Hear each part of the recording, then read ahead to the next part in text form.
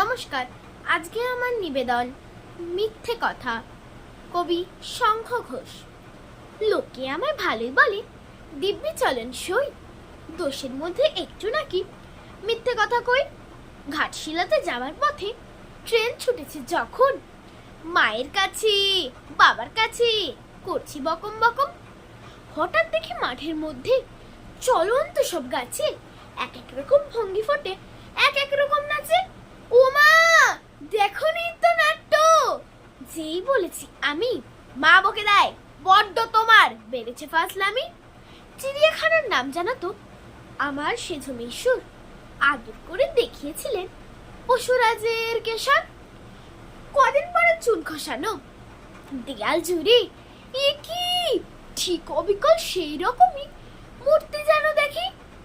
ক্লাসের মধ্যে যেই বলেছি সুরঞ্জনের কাছে, জানিস আমার ঘরের মধ্যে সিংহ বাঁধা আছে। শুনতে পেয়ে দিদিমণি অমনি বলেন, শোনো, এসব কথা আবার জানো না শুনি কখনো। বলি রে, তাই সেসব কথা সামলে থাকি খুব, কিন্তু সেদিন হয়েছে কি, এমনি বেয়াকুব। আকাশ পারে আবারও চোখ গিয়েছে আটকে, শরৎ মেঘে দেখিতে পেলাম রবীন্দ্রনাথকে। নমস্কার।